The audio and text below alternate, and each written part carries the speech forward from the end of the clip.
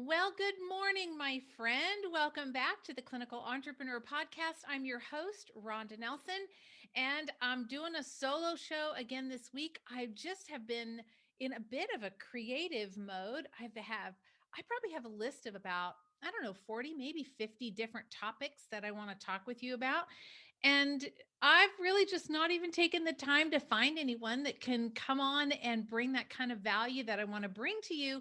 And so today I decided to do another solo show. I want to talk to you about how to determine the value really that you bring to your patients. How do you determine what kind of value you bring? And then, even more importantly, how do you get paid for what it is that you do? So, always charging when you're in the healthcare field, especially when you have a cash pay practice and you're a practitioner, can be a bit of a catch 22. Meaning, what how often happens is we find that that compassion and empathy, the thing that makes us really great practitioners is that we really do want to help, and we don't want to turn anyone away. And what we love to do is improve people's health, and all you do what you do, you stay in your lane, you've got your superpower and you're great at it. I know you are. But when that person comes in, they show up and they don't have enough money, or maybe they're not as committed as they need to be, and you keep going that extra mile and going that extra mile and going that extra mile, right? There's a mismatch there, because in either situation, because the first one, if the patient comes in and they're not able to pay me for what I do, then that's not a good fit. And the other side is equally as true. The person that comes in and, well, I don't want to change my diet. Well, it was a bad week. Well, and they are full of excuses. And you keep trying to motivate them and encourage them and inspire them to take action and really want to be responsible for their health. And they don't want it. There's a mismatch. You're more invested than they are. In fact, in both situations, you really end up being more invested than they are. And that's not going to work if you want to scale and grow a thriving, profitable practice. So here's what I want to do is I want to start by laying a bit of a foundation. And the foundation is going to be, I want you to start to think differently about what you do. So, in my opinion, there is not another profession, there may be, but not one that I'm aware of, that is like what we do. What we do as holistic, alternative, whatever label you want to put on it, what we do as clinicians is we really have the ability to completely transform someone's life. We can completely transform their life in a span of a few weeks or a few months. Their condition, health condition, they've maybe gone to a medical doctor and have had no results, or they've tried Dr. Google and have had no results or limited results. When they work with us, we can get them on a path or on a road to completely change their life with no side effects, no drugs, no vaccines, no nothing. We're using the right kind of nutrients, the right kind of dietary changes, lifestyle modifications. There is no other discipline in the world that can do that. And that would include like emotional stuff, like emotional NET or EMDR, that kind of thing. But that's all kind of in our realm. We have the ability to transform someone's life. And my friend, that is worth something. Hello, can I get an amen? That is worth something. It's worth an exchange of money for time, an exchange of money for expertise. You can help that person completely radically change their life. You can help them be a better parent. They're not angry, they're not snappy and short. Maybe they're not, over consuming alcohol, or you can change their life. You can change their marriage by making that person a better human being in their health. You have the radical ability to impact their children and their grandchildren and their marriages and their friendships and their jobs, makes them more productive at work. That indirectly then is going to help their employers. The ripple effect here is huge. But when you give your services away, or I think more importantly, you don't have the value for what you do. In other words, you don't take it seriously. It's serious, my friend. It is. What you do is amazing. And it's so important that you get paid for that or compensated for that appropriately. So now let's look at what the differences are. Patients that come to you may have been in a medical office where there's long wait times, or they're not getting paid attention to, and they're just a number and they're just getting shuttled through. You and I don't do that. We're going to really dial and hone in on that relationship. But here's what we do instead. Instead, we'll take good care of them and give them a great value and good service. But here's then what we do. We discount our fees, or even worse, give it away for free. We discount our supplements. We feel sorry for them, so we take them on as a charity case. Never going to work out well. And here's another huge one. A lot of practitioners are uncomfortable with the money conversation. And I have to tell you, my friend, I was too. I know what that feels like. You feel bad saying, well, my first appointment is $185, first new patient appointment. And to have that conversation with the patient where they're like, oh, $185. What we do is we want to say, that's okay. Don't worry. It's fine. I'll reduce my price. It's fine. No problem. It'll only be $20 to you or something like that. We are uncomfortable with the money conversation, and that's got to change because you bring value. You have the ability to transform their life. The other thing that I see often is imposter syndrome. And that is where you think, oh, well, I don't know enough. And, I'm really not that qualified. I don't know enough about functional medicine, or I don't really understand about female hormones, or I don't really understand about the thyroid or gut issues. So I just won't charge for it. Well, hello. What if the patient had to go on their own and learn everything that you know? How much would that be worth? So, my friend, you have to charge what you're worth. And don't let that imposter syndrome get in the way. Don't let that loss of ability to have a conversation about money get in the way. I want to help you feel inspired and courageous to be able to draw the line and say, this is what I'm worth, and this is what I charge. Period. Put your shoulders back, have good posture, and stand up strong and say, nope, this is how it works around here. This is what I do. And the patient, that may not be a good fit for the patient who walks in the door, right? They may need to go find someone else, which is perfectly okay. Perfectly fine. There's someone for everyone, right? All right, here are the 3 questions that I want you to ask yourself. Number one, first question I want you to ask yourself is, how much time are you willing to put in to this patient, to getting them help? How much time are you willing to put in? If you're only going to be putting in a little bit of time, then don't charge much. If you're just going to give them a few handouts, you're going to say, hey, listen, here's a book on how to eat paleo, and off you go. And I'll talk to you in 4 weeks. If that's all that you're investing, then you probably shouldn't charge a lot for that.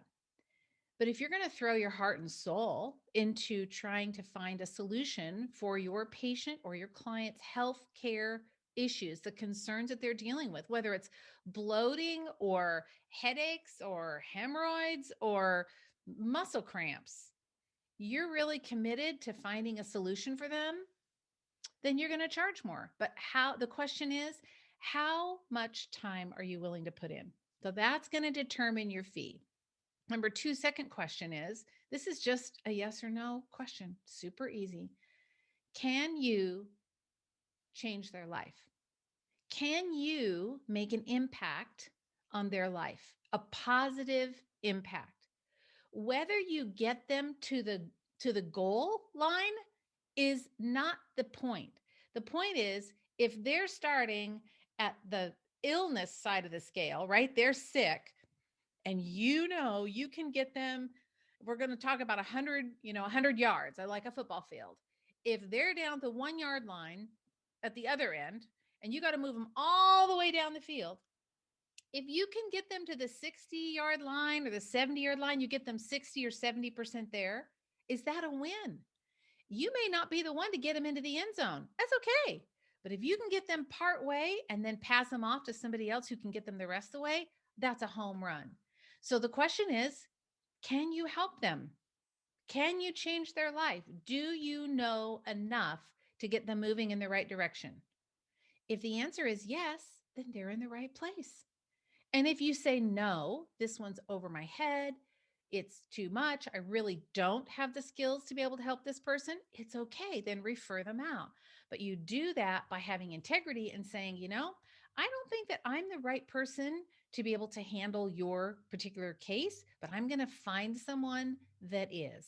I'm going to find someone that can help you, that keeps you in integrity and it serves that patient or client. The third question, this is the big one. Number 3, does your price reflect your impact? I want you to write that down. Does the price that you charge, does your price, are your fees set up so that they reflect accurately and appropriately the impact that you're having on the patient? Does your price reflect your impact? And if no, then it's time to do something about that. Again, shoulders back, stand up straight. You are the CEO of your business. You get to decide what you're going to charge, and you get to decide how much you're going to invest in that patient relationship, and then set those fees accordingly. And it's okay. You do you. So here are a few guidelines to wrap up. I'll give you a few of my kind of basic pricing guidelines that I go over with practitioners that are in my coaching groups, etc.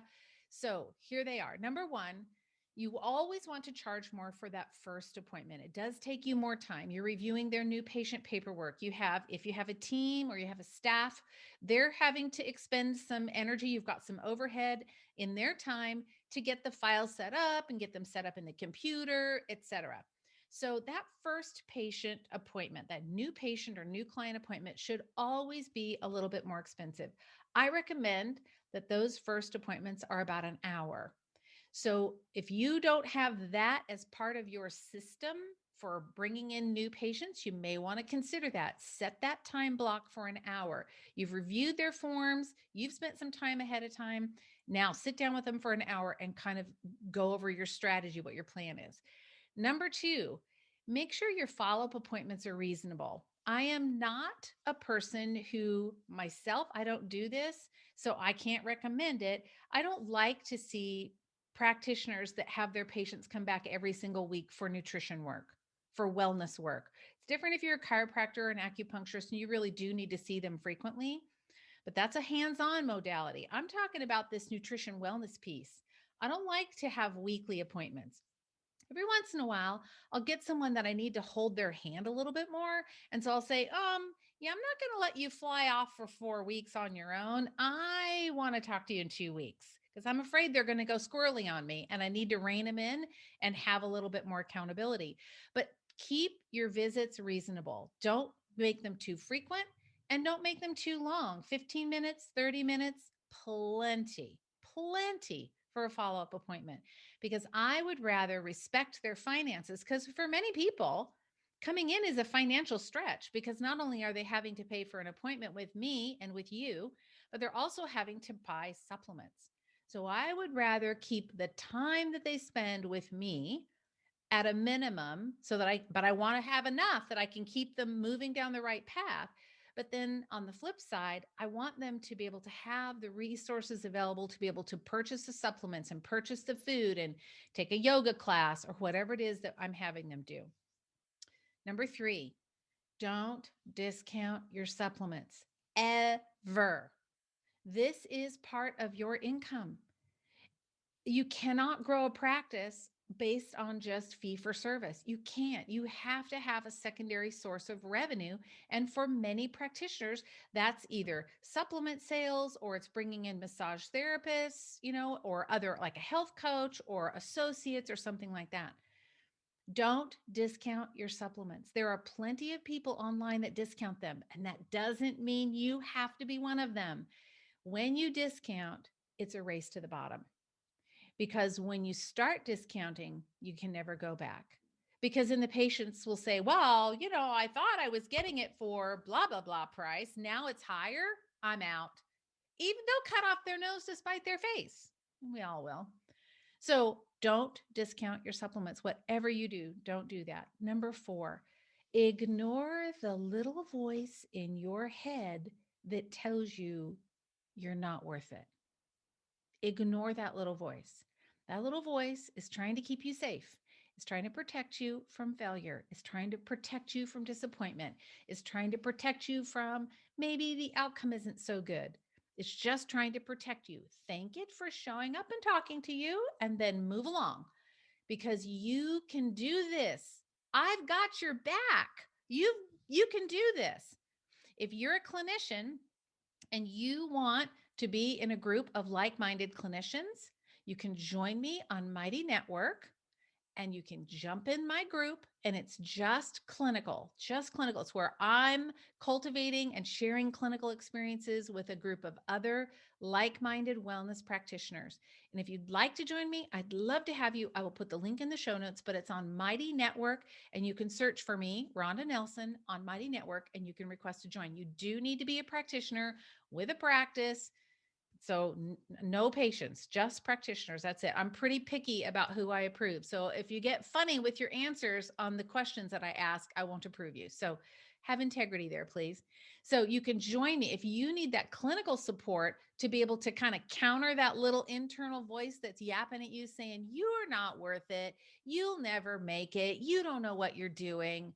We all struggle with that. I struggle with that sometimes. And I just know to say, well, thank you for showing up. But in this case, I don't think you're right because I do know I got this. And even if I don't know all the pieces, I'm going to figure them out because I'm willing to invest the time. And that's reflected in my price. So there it is. Len, if you were a coach, this is just kind of a, outside question that I want to ask you, but what if your best friend, who's also a practitioner, what if they came to you and we're asking you, oh, I don't know how to set my fees. I don't know really what to charge. And I'm a little bit unsure. And I think I'm too low. But if you were the coach, what would you say? What would you tell them? Would you say, oh, yeah, just give it away?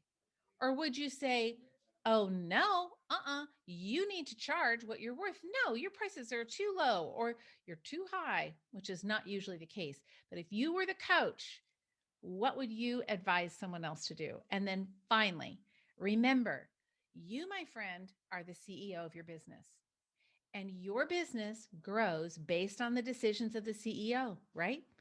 You've got to set those prices that are equivalent with the amount of time that you're willing to invest, your level of expertise, and don't discount them. And remember, you, as that owner, get to say how this goes. You're the expert. You're the one. Put those shoulders back, right? Stand up big, straight, and tall and say, I am the CEO of my business. I do know how to do this. And I am going to make a positive difference in this person's life because of the skills and the knowledge that I've acquired and all the money that I've spent to learn what I know. And I'm worth charging that fee. So, my friend, go off, do you well, be that CEO. And I can't wait to hear how you end up changing or even looking a little differently at your fee structure to see how you do. So, I would love to hear from you. You can message me, DM me on Instagram, or send me a message on Facebook. I would be more than happy to respond to you. And in the meantime, take care. I'll see you back next week on the Clinical Entrepreneur Podcast. Bye for now. Well, I hope that episode was great for you. I love talking about money. And it isn't because I'm greedy, and it's not because I want you to be greedy, but it's because it's the thing that allows us to be A, profitable, But when we make money and when we have profitable businesses, it really allows us to serve in a much better way. That's why I think this conversation is so important. There isn't one of you listening, I'm sure, that doesn't have that desire to really make an impact. That's why we do what we do. It's why we went to school. It's why we learned our craft, right? Because we want to have a greater impact. But what we also need to do is respect the knowledge that we have by charging appropriately, setting that standard of value. Because there's one more thing I want to tell you, and listen carefully here. Cheap has an energy to it, cheap has a feeling to it. A Lexus is made by Toyota. You can drive a Lexus because of the name and the price, and you think, ooh, I got a Lexus. Or you can have a Toyota Corolla, or you could have a Toyota Avalon, or you could have a Toyota whatever. They're all made the same. The engines are the same. It's the bells and whistles that are different. You can make those bells and whistles anything you want inside your experience, your customer experience. But what you can't do is create that customer experience on a shoestring value. So be sure that you really think hard about what you're charging, what you're bringing to your patients, what kind of value are you bringing, how are you changing their life? And once you know that, and you got that deep, it's like in you, then you can stand up and with confidence say, here's the fee for what I do. And if they can do it, great. And if they can't, great. It's okay. It's all good because you are standing up for who you are and the value that you bring to that patient. So again, send me a message on Facebook, send me a DM on Instagram. Let me know what you think. And I'd love to chat with you. Tell me, what is it that you struggle with when it comes to that conversation with money? I'll look forward to hearing from you. Take care. See you next week. Bye-bye.